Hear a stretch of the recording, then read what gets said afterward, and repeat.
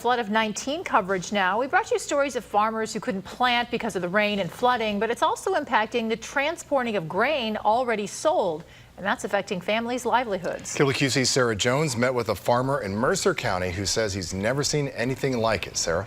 That's exactly right, David and Sharon. Chad Bell has been farming for a decade, and he says he's never seen anything like this to this degree. Some farmers send their grain via the river, and because of the high river levels, they haven't received a paycheck since December.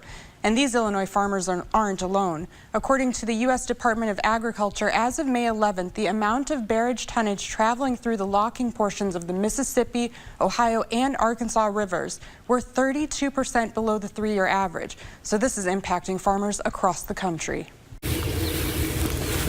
90,000 bushels of grain, but none of it can be transported because of the river levels. We've been sitting on grain since the first week of December, and typically we start moving grain again mid-March, but with the river being above flood stage for a long time now, the river terminals haven't opened to receive grain yet this year. 60 days without being able to move grain out of our bins has been a little negative for us. A lot of this grain has been sold to river terminals, but the farmers won't get paid until it's transported. The grain in the bin is essentially dollars for us, and so without being able to move that grain, I don't have money coming in to pay bills, and so I've been having to borrow more money than usual and rely on some other sources of money to keep food on the table and bills paid.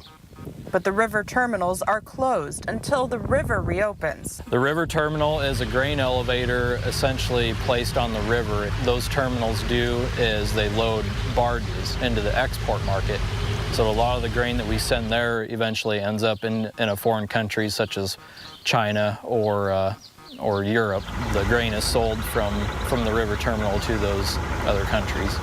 And transporting this grain using other methods is not cost effective. Cost of freight eats into that pretty heavily, and so essentially barge traffic or barge freight is the only way to accurately and profitably move that grain. Chad uses this terminal, and if another one were to open along the river, whichever terminal you sell grain to you're essentially locked into delivering to that terminal. Chad says this river terminal was set to open up at the end of this week, but with the forecasted rain, if the river continues to come up, who knows when that might happen. Chad says until the river terminal opens, he and other farmers are sitting and waiting until they can get paid.